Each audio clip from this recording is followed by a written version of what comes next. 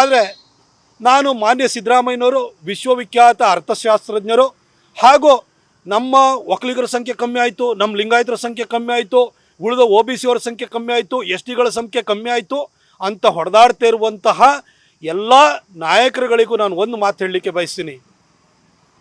ಸಿದ್ದರಾಮಯ್ಯನವರು ಹಿಂದೂ ಸಮಾಜವನ್ನು ಒಡಿಲಿಕ್ಕೆ ಹೊರಟಿದ್ದಾರೆ ಅನ್ನುವ ಕನಿಷ್ಠ ಜ್ಞಾನವನ್ನು ಇಟ್ಕೊಳ್ಳದಲ್ಲೇ ನೀವೆಲ್ಲ ಜಾತಿವಾರ ಸಭೆಗಳನ್ನು ಮಾಡಲಿಕ್ಕೆ, ಶಾಸಕರ ಸಭೆಯನ್ನು ಕರೀಲಿಕ್ಕೆ ನೀವು ಹೊರಟಿದ್ದೀರಿ.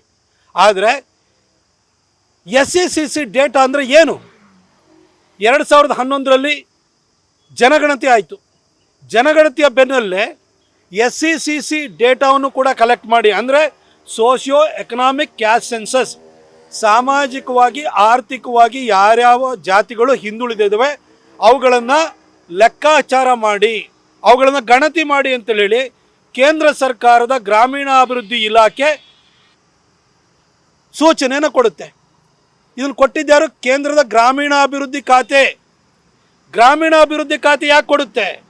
ಯಾವುದನ್ನು ಲೆಕ್ಕ ಮಾಡೋಕ್ಕೆ? ಜಾತಿನ ಲೆಕ್ಕ ಮಾಡಿ ಅಂತಲ್ಲ.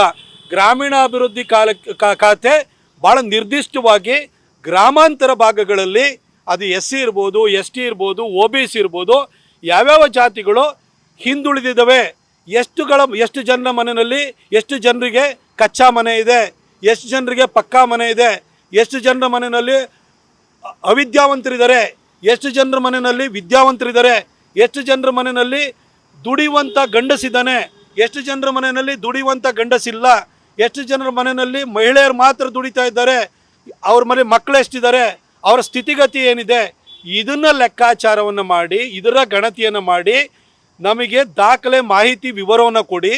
ಅದರ ಆಧಾರದ ಮೇಲೆ ಶೈಕ್ಷಣಿಕವಾಗಿ, ಆರ್ಥಿಕವಾಗಿ, ಸಾಮಾಜಿಕವಾಗಿ ಅವರನ್ನು ಮೇಲೆತ್ತೋದಕ್ಕೆ ಕಾರ್ಯಕ್ರಮಗಳನ್ನು, ಯೋಜನೆಗಳನ್ನು ರೂಪಿಸೋದಕ್ಕೆ 2011ರಲ್ಲಿ ಕೇಂದ್ರ ಗ್ರಾಮೀಣಾಭಿವೃದ್ಧಿ ಖಾತೆ ಇದಕ್ಕೆ ಸೂಚನೆ ಕೊಟ್ಟಿರೋಂಥದ್ದು.